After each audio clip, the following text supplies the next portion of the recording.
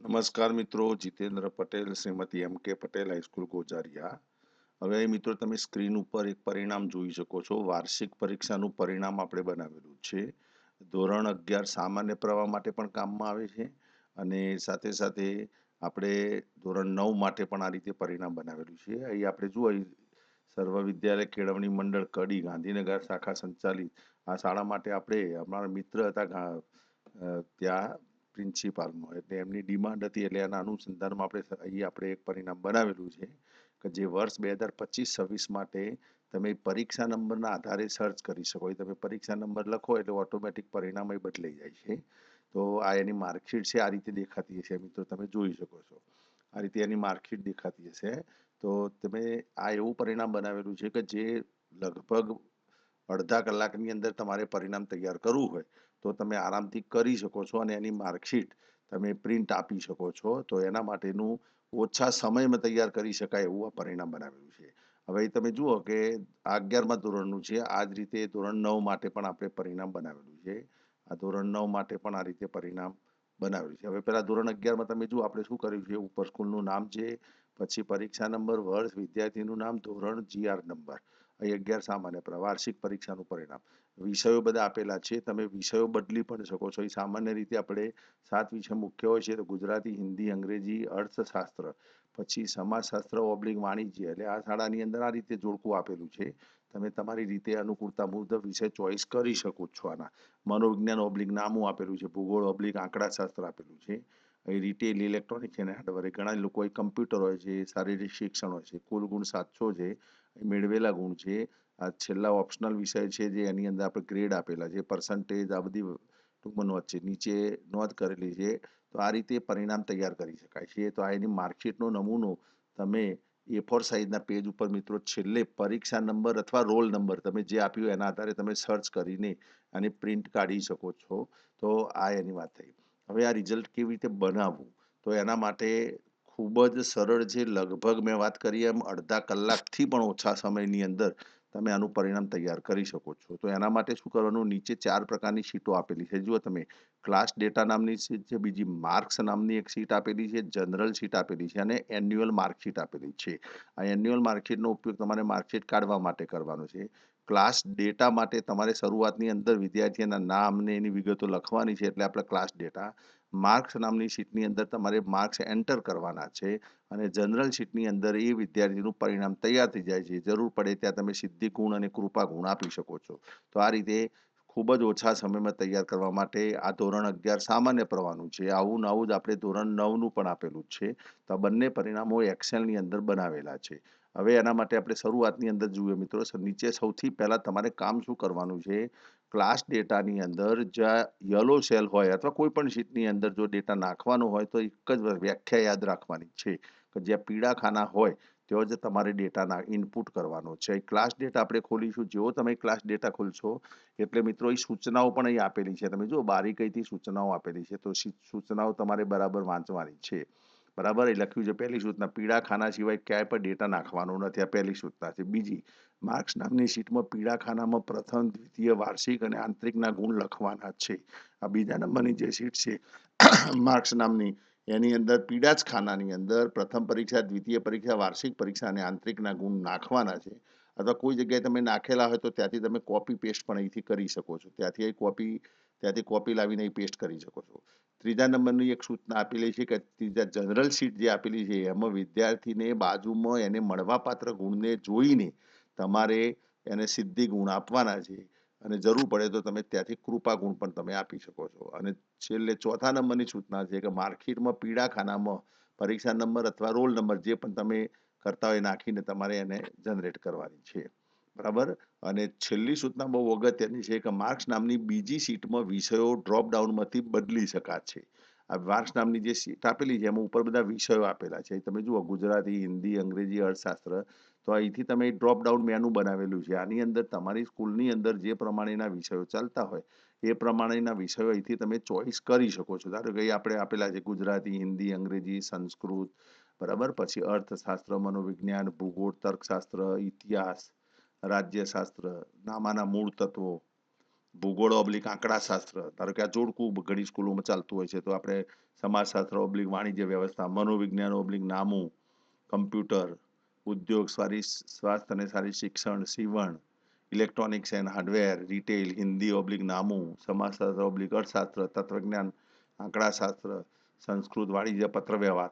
અને બીજું તમારે માની લો કોઈ જોડકું બનાવવું હોય તો તમે બનાવી શકો છો. હવે તમારે માર્કશીટની અંદર જે પ્રમાણે ડેટા વિષયો રાખવા હોય એ પ્રમાણે અહીંથી ચોઈસ કરવાના છે. માની લો કે માર્કશીટની અંદર તમારે પહેલા ગુજરાતીની જગ્યાએ અંગ્રેજી રાખવું છે અથવા હિન્દી રાખવું છે, તો તમારે આ માર્ક્સ નામની શીટમાં પહેલા એ પ્રમાણે વિષયો અહીંથી ચોઈસ કરવાના છે. ઓકે, તો આ રીતે એ ખાસ યાદ રાખવાનું છે. હવે આપણે વાત ચાલતી હતી ક્લાસ ડેટાની અંદર સૂચનાઓ આપણે વાંચી દીધી. અહીં જુઓ તમે વિષયની યાદી અહીં બનાવીને મેં આપેલી છે.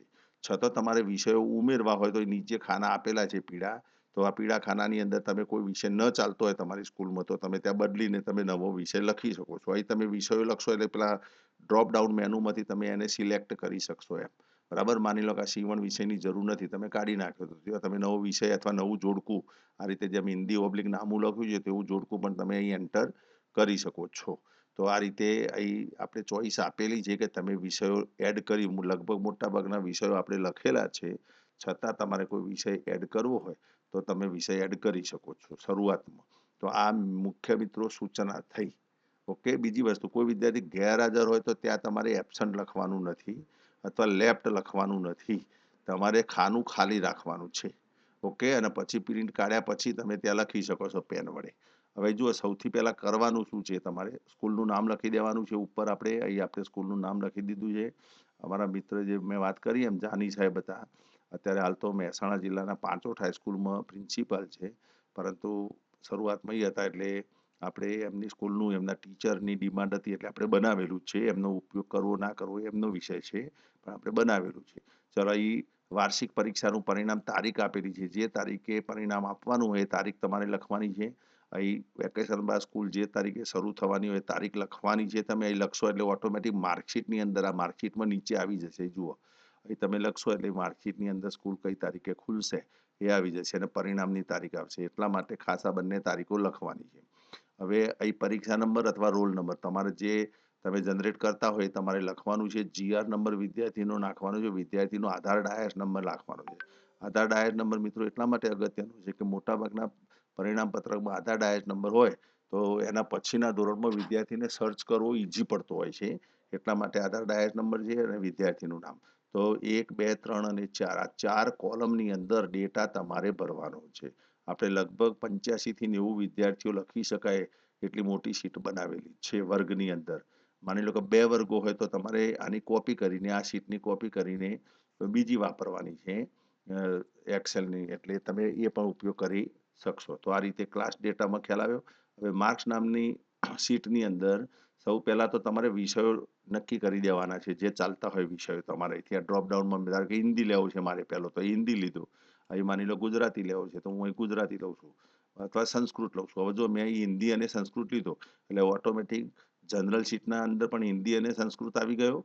એન્યુઅલ માર્કશીટની અંદર પણ ઉપર તમે જો હિન્દી અને સંસ્કૃત આવી ગયો. ઓકે, હવે માની લો કે તો એમને એમ હું કરી નાખું છું. જે શરૂઆતમાં આપણે ગુજરાતી લીધો હતો અને હિન્દી લીધો તો એ જો આપણે ચેન્જ કર્યું એટલે જનરલ શીટની અંદર પણ તમે જો ગુજરાતી અને હિન્દી થઈ ગયો. એન્યુઅલ માર્કશીટની અંદર પણ ગુજરાતી અને હિન્દી થઈ ગયો. આનો મતલબ એ થયો કે માર્ક્સ નામની શીટમાં તમારે પહેલા તો વિષયો બરાબર ચોઈસ કરવાના છે.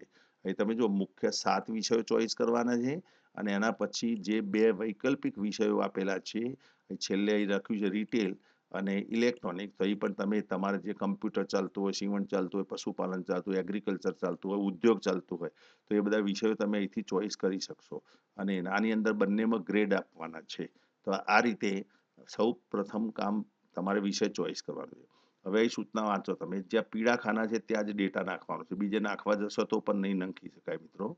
એટલે પીળા ખાનાની અંદર જ તમે જો પ્રથમ પરીક્ષાના ગુણ તમારે કોપી પેસ્ટ કરવાના છે. એ જ રીતે બીજી પરીક્ષાના ગુણ, વાર્ષિક પરીક્ષાના ગુણ અને આંતરિક ગુણ જે 20 માર્ક્સની તમે સ્લિપ તૈયાર કરેલી હોય તો આ 4 કોલમ તમારે દરેક વિષયમાં નાખવાની છે મુખ્ય વિષયોની અંદર.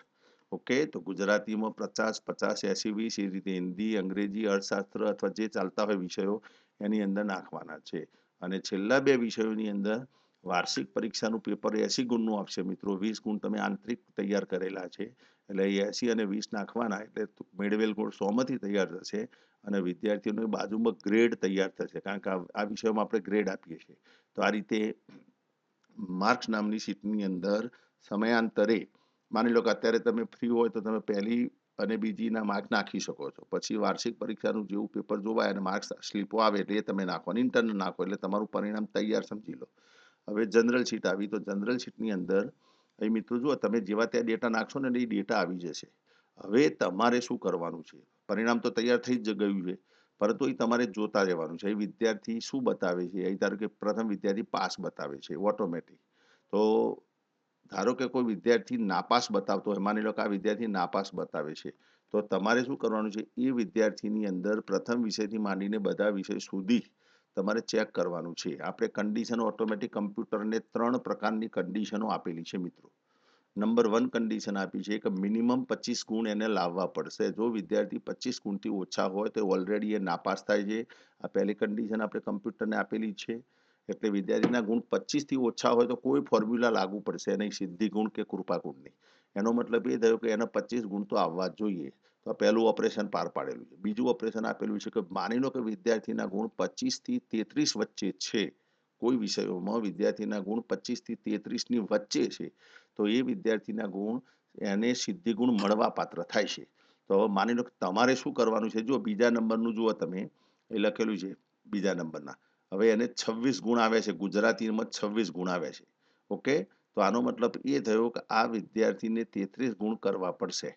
તો તમારે કરવાનું શું છે? બાજુમાં જવાનું છે, અહીં જોવાનું છે. અહીં લખ્યું છે આપણે એન નામની કોલમમાં યલો સેલ જુઓ તમે, મળવાપાત્ર સિદ્ધિ ગુણ વધુમાં વધુ 15 ગુણ તમે આપી શકો છો. કે માની લો કે આ વિદ્યાર્થીને ટકા એને આવે છે 61.14%. એનો મતલબ એને 15 ગુણ ઓલરેડી 44% આવેલા છે. એનો મતલબ 12 ગુણ એને મળવા પાત્ર થાય છે. તો એ વિદ્યાર્થીના 12 ગુણ તમારે પહેલા આપવાના છે. તો આપણે શું કર્યું એ તમે જુઓ, અને 26 ગુણ હતા. ઓકે, 33 કરવા માટે એને 7 ગુણ સિદ્ધિ ગુણ આપ્યા. હવે 12માંથી 7 કાઢે એટલે 5 ગુણ હજુ એને તમે આપી શકો છો. પછી એને અહીં 26 હતા ફરી એટલે એને બીજા 5 આપ્યા, એટલે એ 31 ગુણ થયા. હવે માની લો કે આ વિદ્યાર્થીના ગુણ નથી આપ્યા, તો અહીં તમે જુઓ વિદ્યાર્થી ઓલરેડી નાપાસ બતાવી દે છે. કેમ નાપાસ બતાવે છે? કે 26 ને 5 31 થયા છે, હજુ એને 33 ગુણ થયા નથી. ઓકે, તો આપણે શું કર્યું છે? વિદ્યાર્થીને જો ફક્ત સિદ્ધિ ગુણ મળશે તો એ પાસ નંબરમાં આવશે, રેન્કમાં આવશે, એવી ફોર્મ્યુલા આપેલી છે. બરાબર? પરંતુ અહીં હજુ 31 જ થાય છે. હવે જેવા હું 2 ગુણ આપું છું, કારણ કે એને મળવાપાત્ર ગુણ તો પૂરા થઈ ગયા, તો આપણે 2 ગુણ આપીએ છીએ, તો તરત એ વિદ્યાર્થી અહીં નાપાસની જગ્યાએ મિત્રો પ્રમોશન બતાવી દેશે. ઓકે, એટલા માટે કે એને સિદ્ધિ ગુણ મળવાપાત્ર અહીં મળ્યા છે એમ. હવે માની લો કે 26ની જગ્યાએ આપણે આને વધારીએ, કારણ કે એને 2 માર્ક્સ વધારી દઈએ અને પછી તમે જુઓ હિન્દીમાં એને 26 ગુણ છે. આપણે તો માર્ક્સની અંદર આપણે 26 ગુણની જગ્યાએ માની લો કે અહીં થોડા વધારીએ, અહીં 20 ગુણ કરીએ છે પ્રથમ પરીક્ષામાં એના, એટલે તમને ખ્યાલ આવશે મિત્રો. તો ચલો, એને 33 ગુણ થઈ ગયા. અહીં જુઓ તમે, એને 33 ગુણ થયા. ઓકે, તો હવે જનરલ શીટમાં તમે જુઓ 33 ગુણ તો ઓલરેડી થયા, એનો મતલબ એને કોઈ જરૂરિયાત છે નહીં. તો અહીં તમે જુઓ આ વિદ્યાર્થીને એક જ વિષયમાં એક વિષયમાં ખૂટતા હતા ગુણ, એને મળવાપાત્ર ગુણ એ તમારે જોતા જવાનું છે કે 13 ગુણ મળે છે, તો આપણે 7 ગુણ એને જરૂર, 7 ગુણ આપેલા એ વિદ્યાર્થી, અહીં જે વિદ્યાર્થી છે,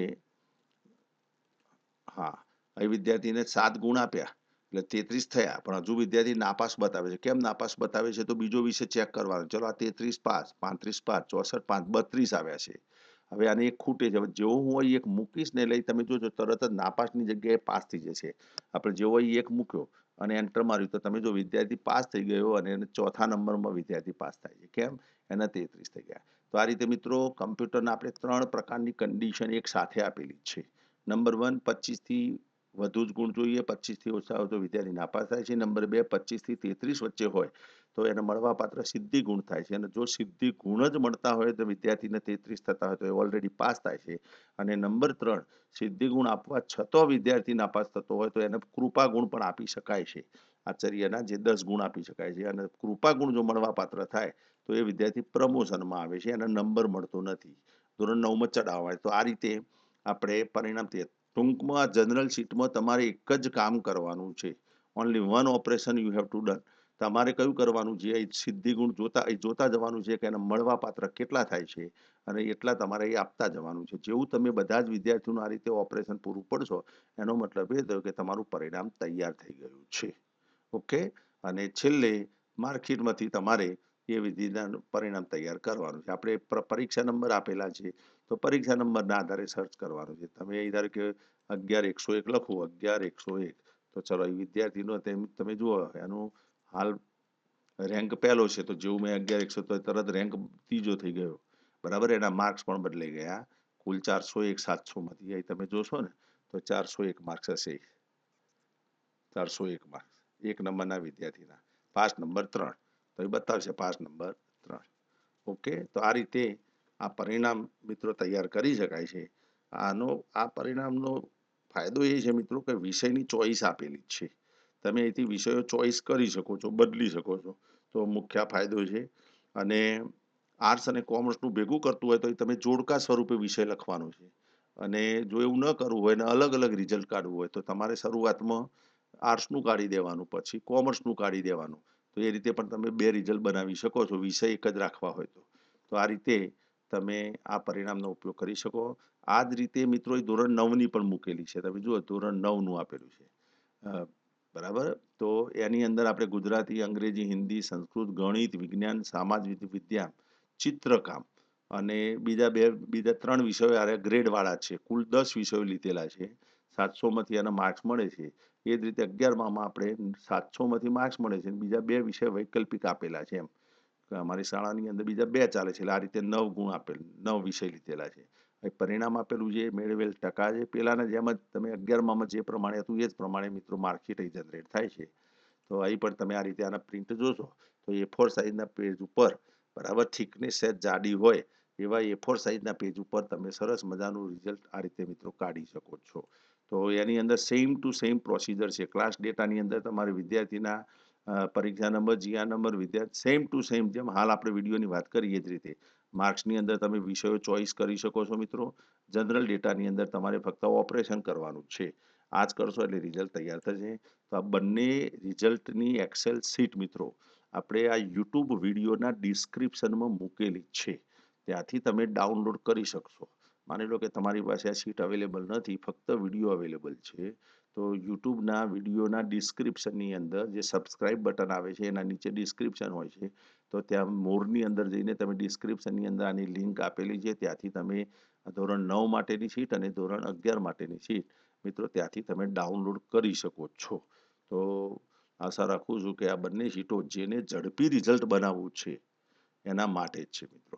પછી આની તમે પ્રિન્ટ લઈ શકો. માની લો સપોઝ તમે માર્કશીટની તો પ્રિન્ટ કાઢી, હવે આ પેજની પ્રિન્ટ કાઢવી છે તો તમારે આનું સેટિંગ કરવાનું છે. થોડું પ્રિન્ટ સેટ પેજનું આ રીતે તમારે કાઢીને સામે બીજું પેજ આવશે, પછી ત્રીજું પેજ, અને પછી સ્ટેપલર મારીને તમે આને વાપરી શકો છો. આ રીતે બધા જે પેજ આવે એનો તમે ઉપયોગ કરી શકો છો. તો એ રીતે પણ તમે ડેટાને સાચવી શકો છો. તો આશા રાખું છું કે આ રિઝલ્ટ આપ સૌને કામમાં આવશે. આભાર. જય હિન્દ, જય ભારત.